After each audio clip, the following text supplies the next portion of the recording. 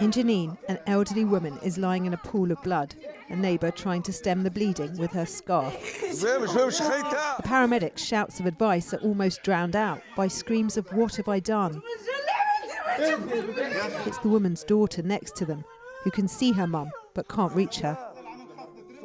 They're separated by the road Fatia was crossing when a sniper's bullet ripped through her leg. Now the medics are trying to weigh up what to do next.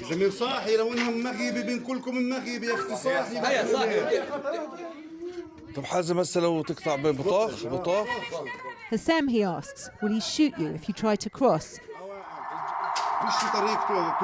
A minute passes and they decide it's worth a try. The sirens are turned on as a warning. And then they go, a hand in the air. This is the response.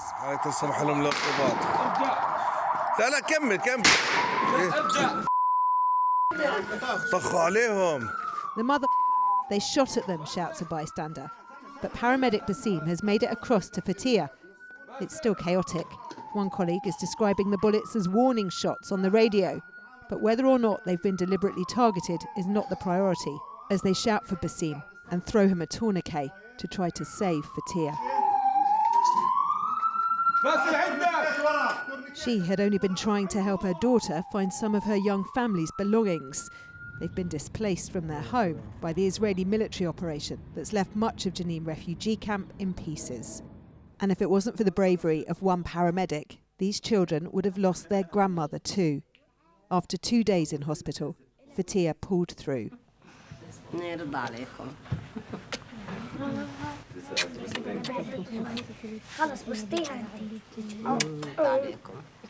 Now her home must house the whole family.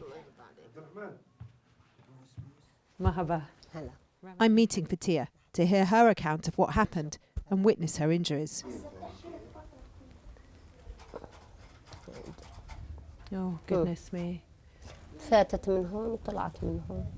the bullet went in on this side and out on that side, straight through your leg. Did the soldiers give you any warning? No, I didn't see anyone. The first shot hit my leg while I was crossing. If there had been any warning shots, I would have turned back. Did you think that was it? That was the end for you?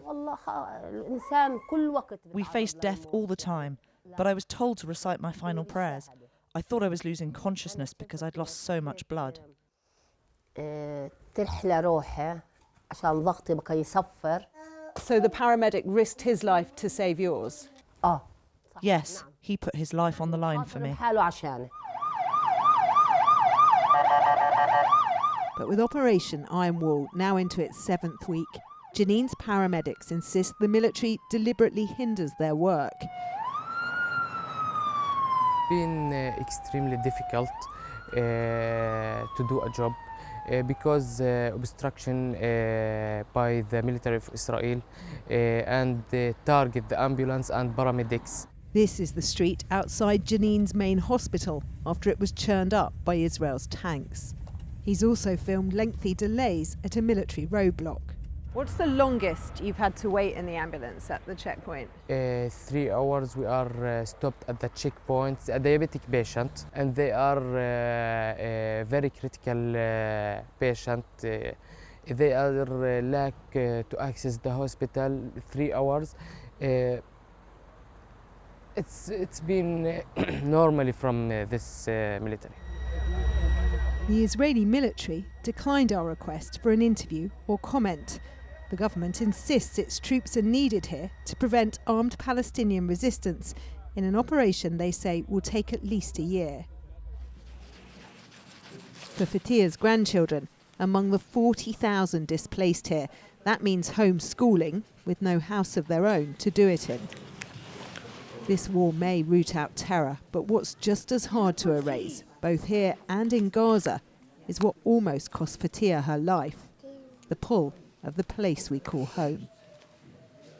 Rachel Younger, ITV News, Jenin.